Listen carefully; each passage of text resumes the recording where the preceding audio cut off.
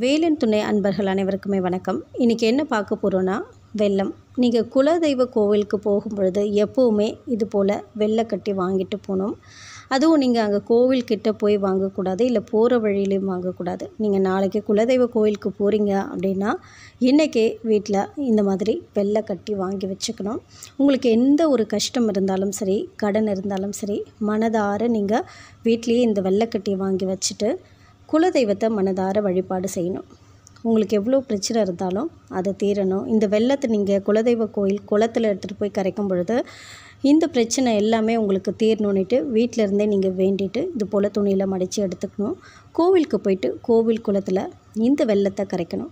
உங்கள் மனசில் என்னென்ன பிரச்சனை இருக்குது, கடன் இருக்குது, கஷ்டம் இருக்கோ, இது எல்லாமே இந்த வெல்லம் கட்டி எப்படி கரையுதோ அதுபோல் என் வாழ்க்கையில் எல்லா பிரச்சனையுமே கரைஞ்சிடணும் அப்படின்னு நினச்சி நீங்கள் குலதெய்வ கோவிலுக்கு சென்று அந்த குளத்தில் இந்த வெல்லத்தை கரைக்கணும்.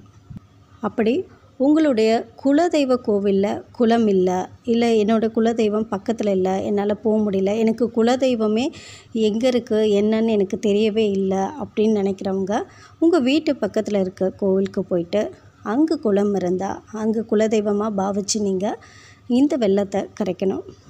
உங்கள் கஷ்டம்லாம் தீரணும், கடன் தீரணும் அப்படி சொல்லிவிட்டு நீங்கள் வேண்டிட்டு கரைக்கணும். அதே போல் நீங்கள் கோவில் மரத்தடியில் அல்லது ஏதாவது ஒரு இடத்துல இது போல் வெல்லக்கட்டியை வாங்கிட்டு போய் வச்சிடணும்.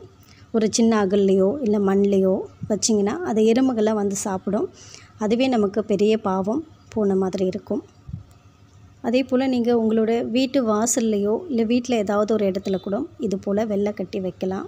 அதுபோல் வைக்கும் பொழுது அங்கே வந்து எறும்பு பூச்செல்லாம் இதெல்லாம் சாப்பிடும் பொழுது நாம் ஒரு அன்னதானம் செய்த பலனும் நமக்கு கிடைக்கும்.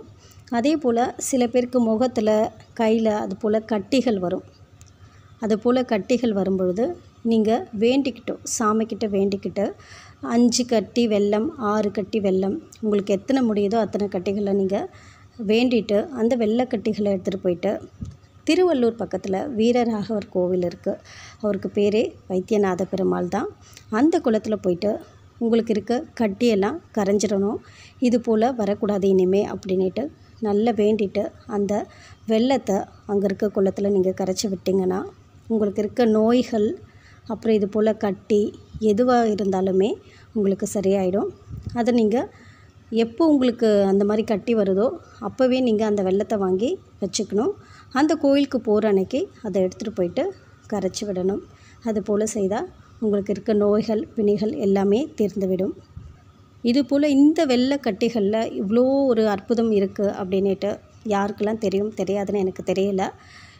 இந்த தகவல் உங்களுக்கு பிடிச்சிருந்தா என்னோடய சேனலை சப்ஸ்கிரைப் பண்ணுங்கள். வீடியோ பிடிச்சிருந்தா லைக் பண்ணுங்கள். தேங்க்யூ.